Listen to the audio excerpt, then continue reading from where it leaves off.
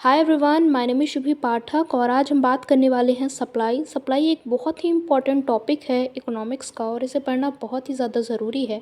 हमने पिछले वाले वीडियो में डिमांड पढ़ा था और इलास्टिसिटी ऑफ डिमांड पढ़ा था। आई होप आपने उस वीडियो को देखा होगा। इससे आपके सारे कॉन्सेप्ट जो हैं डिमांड से रिलेटेड आपके क्लियर हो जाएंगे। और सप्लाई आज हम पढ़ने वाले हैं। सप्लाई में हम सप्लाई क्या है, लॉ ऑफ सप्लाई की बात करेंगे। हमने उसी तरीके से पढ़ना है जैसे हमने डिमांड में पढ़ा था। फिर हमने पढ़ा था ना कि फैक्टर्स अफेक्टिंग डिमांड, तो उसी तरीके से हम भी यहाँ पर पढ़ेंगे फैक्टर्स अफेक्टिंग सप्लाई। सप्लाई को कौन कौन से फैक्टर्स इफेक्ट करते हैं, और उसके साथ ही साथ हम एक्सेप्शंस भी पढ़ेंगे सप्लाई के, और जिस तरीके से हमने डिमांड में एक्सेप्शंस पढ़े थे। तो ये कुछ 4 टॉपिक्स हैं जो हम पढ़ने वाले हैं। और ये जो आपको हैंडमेड नोट आपको दिख रही है, ये मेरी खुद की है। तो क्वेश्चन आता है, what is supply? Supply is the quantity of a product that producers are willing and able to provide at different market prices over a period of time। यहाँ पर हम सिंपल सी बात करते हैं कि सप्लाई क्या होता है। सप्लाई एक क्वांटिटी ऑफ अ प्रोडक्ट है। हम एग्जांपल ले लेते हैं डोमिनोज पिज़्ज़ा की। that producer are willing and able to provide। अब दूसरा भी एक मिडिल मैन, मतलब एक कॉमन मैन कह सकते हैं, वो भी सोच रहा है कि इस पे फ़ायदा बहुत है, डोमिनोज बहुत पैसा कमा रहा है, तो हम भी बहुत सारा पैसा कमा सकते हैं। क्योंकि एक की प्राइस मान लीजिए मिनिमम से मिनिमम, वो जो नया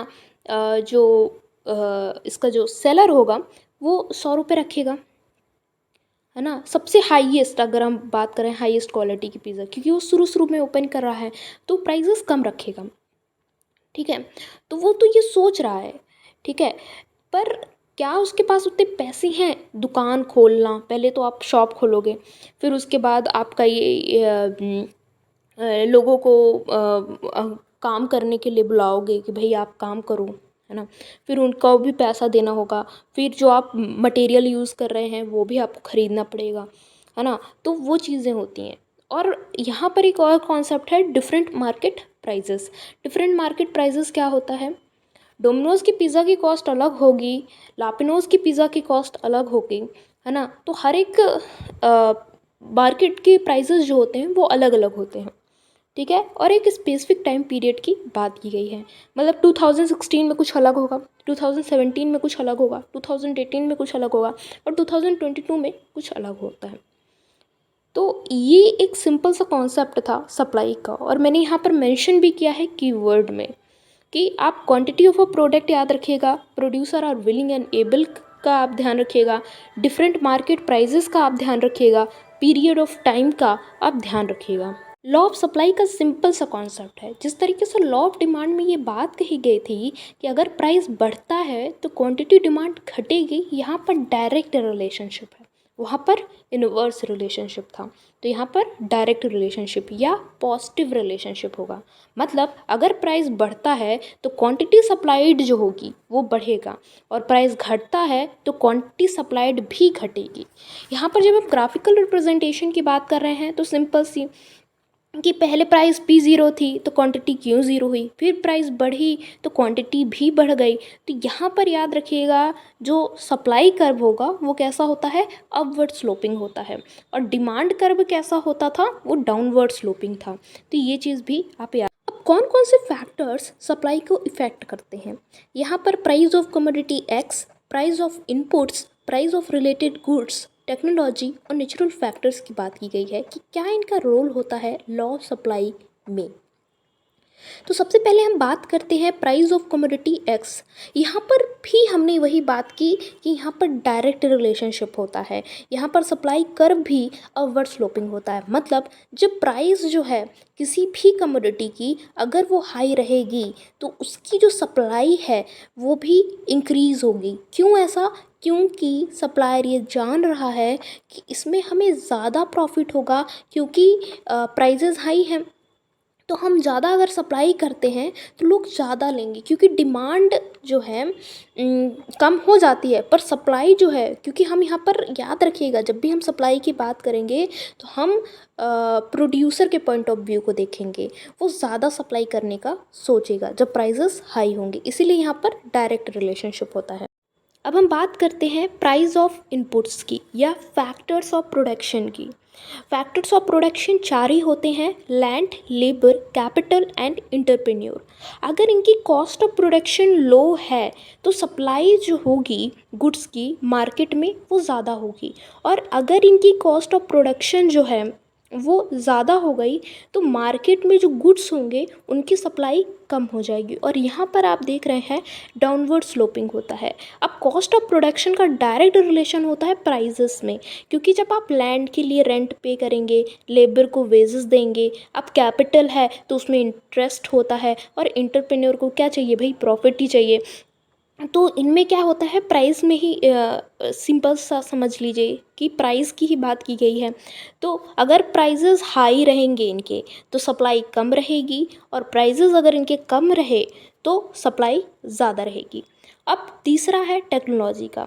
अगर जो फ्रिम है वो यूज़ करती है नई टेक्नोलॉजी, है ना, न्यू टेक्नोलॉजी करती है, तो जो कॉस्ट ऑफ प्रोडक्शन होगा वो रिड्यूस हो जाएगा। तो इससे क्या होगा कि फ्रिम जो है वो ज़्यादा से ज़्यादा गुड्स को सप्लाई कर पाएगी, और वाइस वर्सा आप समझिए। मतलब अगर आउटडेटेड टेक्नोलॉजी हुई तो कॉस्ट ऑफ प्रोडक्शन ज़्यादा होगा, तो फ्रिम जो है वो ज़्यादा से ज़्यादा गुड्स को सप्लाई नहीं कर पाएगी। आपके मन में एक क्वेश्चन भी आता होगा कि मैंने यहाँ पर फ्रिम की बात की, मैंने इंडस्ट्री की बात क्यों नहीं की। तो देखिए, इकोनॉमिक्स में फ्रिम और इंडस्ट्री दोनों में डिफरेंस होता है। जब हम फ्रिम की बात करते हैं तो हम एक पर्टिकुलर किसी कंपनी की बात कर रहे हैं, और इंडस्ट्री की बात करते हैं तो उसी से रिलेटेड बहुत सारी कंपनीज़ की हम यहाँ पर बात करते हैं। तो ये अंतर होता है फ्रिम और इंडस्ट्री में। हमने यहाँ पर ग्राफिकल रिप्रेजेंटेशन भी किया है कि अगर आप ओल्ड टेक्नोलॉजी यूज़ करेंगे तो कैसे supply curve left word shift हो जाता है, और अगर आप यहाँ पर न्यू टेक्नोलॉजी यूज़ करेंगे तो कैसे जो सप्लाई कर्व है वो राइट वर्ड शिफ्ट हो जाएगा। तो इसमें जो है आप यहाँ पर देख सकते हैं। फिर है चौथा, जहाँ पर नेचुरल फैक्टर्स की बात की गई है। नेचुरल फैक्टर्स बहुत सारे होते हैं। अब अगर इनमें फेवरेबल कंडीशंस रहें, मतलब ये सारी चीज़ें नहीं आईं, तो सप्लाई कर्व जो होगा वो राइट वर्ड शिफ्ट होगा। पर अगर ये सारी कंडीशंस आ गई तो जो सप्लाई कर्व होगा वो लेफ्ट वर्ड शिफ्ट हो जाएगा। अब पश्चिमा है प्राइस ऑफ अदर कमोडिटीज़ या प्राइस ऑफ रिलेटेड गुड्स की। अब यहाँ पर जो लॉ ऑफ डिमांड में हमने पढ़ा था उसी तरीके से आपको वो एग्जाम्पल्स लेने हैं। जैसे हमने सब्स्टिट्यूट गुड्स में क्या पढ़ा था, हमने कोका कोला और पेप्सी के एग्जाम्पल लिया था। आपको ग्राफिकल रिप्रेजेंटेशन आपको खुद करना है, मैंने नहीं किया है, सिर्फ इसीलिए नहीं किया है क्योंकि आप जो ग्राफ बनाना आपको बहुत ज़्यादा ज़रूरी है, क्योंकि बहुत सारे क्वेश्चंस ऐसे ही आएंगे और आपको ग्राफ अगर आपने इकोनॉमिक्स में नहीं बनाया तो आपको नंबर नहीं मिलेंगे। और इसी तरीके से जो कम्प्लीमेंट्री गुड्स थे उसमें मैंने डीवीडीज़ और डीवीडीज़ प्लेयर के बारे में बात की थी। तो यहाँ पर सिंपल सा है कि when the price of a complementary good, अब वहाँ पर हमने कम्प्लीमेंट्री गुड कौन सा लिया था, क्या आपको याद है? तो हमने कम्प्लीमेंट्री गुड्स जो हैं वो डीवीडीज़ को लिया था। तो उनकी प्राइस अगर इंक्रीज़ हो जाएगी तो सप्लाई इंक्रीज़ हो जाएगी, ठीक है। और सब्स्टिट्यूट हमने किसको लिया था, कोका कोला को लिया था या पेप्सी को? तो हमने कोका कोला को एज अ सब्स्टिट्यूट लिया था। तो अगर कोका कोला की प्राइसेस इंक्रीज हो जाएंगी तो पेप्सी की सप्लाई क्या हो जाएगी, घट जाएगी। तो ओवरऑल क्या हो गया, decrease in the supply of goods. मतलब कोका कोला का तो बढ़ा पर पेप्सी का तो घट गया ना। हम इसके एक्सेप्शंस की बात करेंगे लॉ ऑफ सप्लाई में। सिंपल सा यहाँ पर आप समझिए, मतलब अगर प्राइसेस बढ़ जाते हैं तो इसका मतलब ये नहीं होता कि सप्लाई भी बढ़ जाएगी। यहाँ पर चार मेन है। पहला तो एग्रीकल्चर प्रोडक्ट्स हैं। अब आपको पता है कि जो लैंड है वो लिमिटेड ही है, तो हम एग्रीकल्चर प्रोड्यूस जो भी होगा वो एक सर्टेन लिमिट में ही करेंगे, हम उससे ज़्यादा नहीं कर सकते हैं क्योंकि हमारे पास लैंड तो लिमिटेड ही है ना। तो अगर प्राइसेस इंक्रीज़ हो भी गई तो सप्लाई जो होगी वो इंक्रीज़ नहीं होगी। अब दूसरा है मोनोपोली की। मोनोपोली में क्या होता है कि एक सिंगल सेलर होता है किसी भी एक कमोडिटी का, ठीक है। और इस केस में वो क्या करता है कि वो एक प्राइस मेकर होता है। प्राइस मेकर मतलब वही प्राइसेस डिसाइड करता है कि कौन सा प्रोडक्ट का क्या प्राइस होगा। तो इसका मतलब ये नहीं है कि अगर प्राइस इंक्रीज़ हो जाते हैं तो सप्लाई भी इंक्रीज़ हो जाएगी। ये मोनोपोली के का एक कॉन्सेप्ट है जो कि लॉ ऑफ सप्लाई में भी एप्लीकेबल होता है।